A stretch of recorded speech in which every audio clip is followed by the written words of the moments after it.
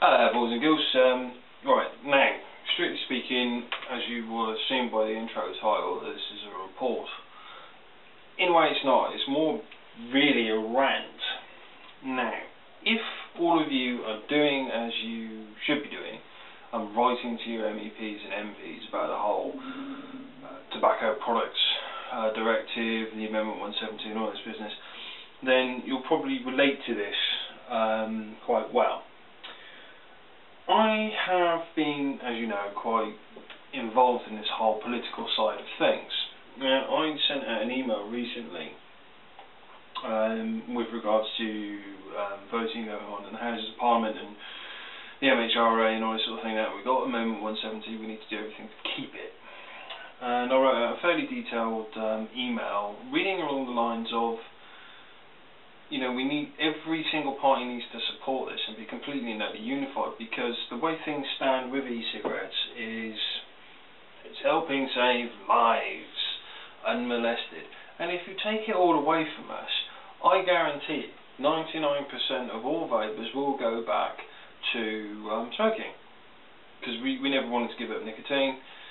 We just wanted a healthier option to take nicotine.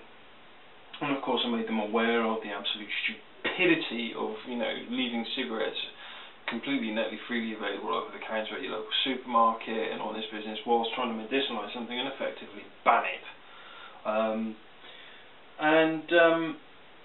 I also mentioned that should medicinalisation come into force, it is going to wipe out an industry literally overnight. An industry that lots and hundreds of thousands of men and women up and down the country have invested in, made it their jobs. So it's going to cause mass unemployment, it's going to cause, you know, an industry to fold in on itself and become literally only available to those who've got stupendous amounts of money behind them, i.e. big tobacco and big pharma. And the other thing I mentioned to them as well, these parties are all about, you know, a good part of their manifesto these days is, you know, stimulation of the economy and coming out of the recession and stimulation and money and industry. So, you know, I made them aware of that. And I went into greater detail, and obviously I'm not going to bore you with everything that I wrote to them, because obviously, like I said, it's more of a rant than an actual report. So I got some replies from my local MEPs and MPs. Let's get rid of my gaff here. What do I want? I want that. Now, these are my local MEPs. This is for the Worcester area. Phil Binion, who's Liberal Democrat. Michael Cashman, who I've had run-ins before, he's Labour. Malcolm Harbour, CBE, Conservative. Anthea McIntyre, Conservative, I'll get back to her in a minute. Nicole Sinclair, We Demand a Referendum by, I've never bloody heard of those guys, I must look into them. Philip Bradburn, who I have a email from, he's Conservative, and Mike Natras, UKIP. Now we know UKIP are on board with anything disruptive to anything in Europe. Not necessarily a great thing, but a useful thing. But anyway, now my local MP is Robin Walker, Conservative, and my local county councillor is Pat Agar, Labour, and district councillors are Richard Byrne, Labour, Mike Byrne, Association of Independents, Pat Agar, Labour, and Simon Cronin, Labour. So pretty much councillor-wise, the councillors Labour here in Worcester. Now, out of all of those, I heard from three. And the first one I'll get back to is Philip Bradburn. He's the MEP. He's also in OBE, and he is Conservative. Now to read what I got from him, pretty much word for word. Thank you for your email. Please note that I also respond on behalf of Malcolm Harbour, MEP, and Anthea McIntyre, who I had an email from separately, by the way. Who's also an MEP. And I take responsibility for all constituent correspondence from your area. The issue was voted on last October, and we are generally supportive of your position. Yeah, we know that. European Parliament did not vote to ban or limit e-cigarettes to a medicinal product, as they will be still sold in supermarkets. We know that. As you can see from this link, the e-cigarette industry is not opposed to Amendment 170. We know that. Okay, let's kick back to the limit. Actually, 170 did propose a limit, 35 milligrams as opposed to 72, or something like that. So, yeah, and that also smacks of boilerplate.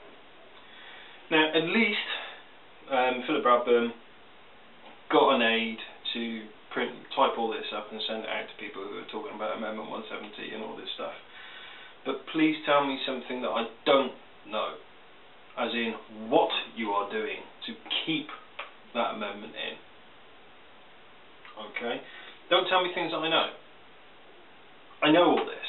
This is what I do every day. I look at things like Casita, ECA, you know, the Labour main party websites, the Conservative main party websites, all that BS, right?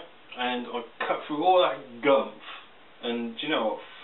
Frankly, there's a whole load of crap on there other than this. But anyway, I waffle. So let's get back to Anthea McIntyre. I also had an email from her saying that she's defending the sovereignty, and have you heard of my book? It's called You May Have Heard of Me.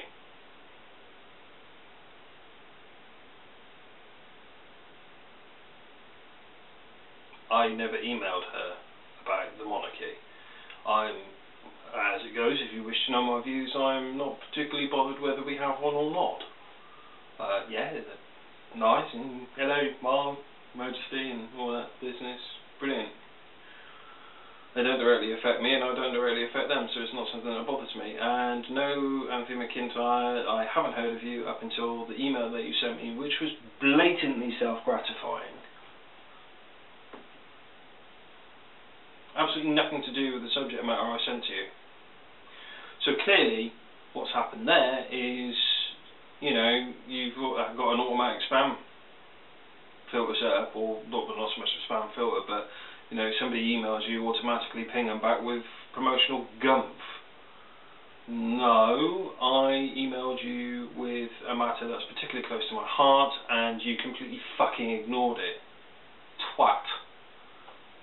That angered me. Now, for those of you who know me very well, you will know I'm a member of the Labour Party.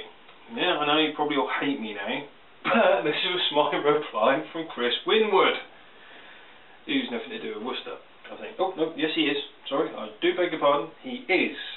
And the email was entitled, Worcester Labour. So open it up. Christmas Fair, can you help? Our biggest fundraiser, the Christmas Fair, is on Saturday. I'm like, Jesus Christ, I'll just throw my iPod on the floor in disgust.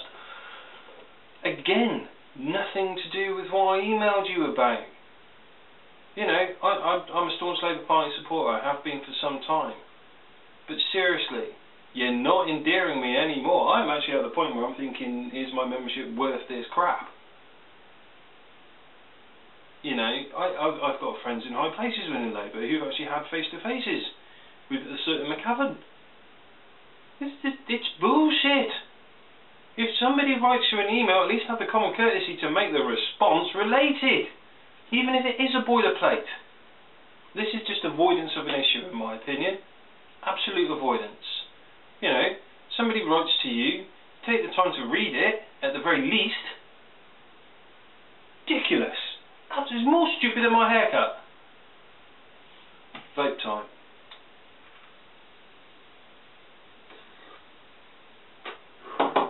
Politicians of the land. God, I hope you see this, and I will be responding to these emails with a link to this bloody video.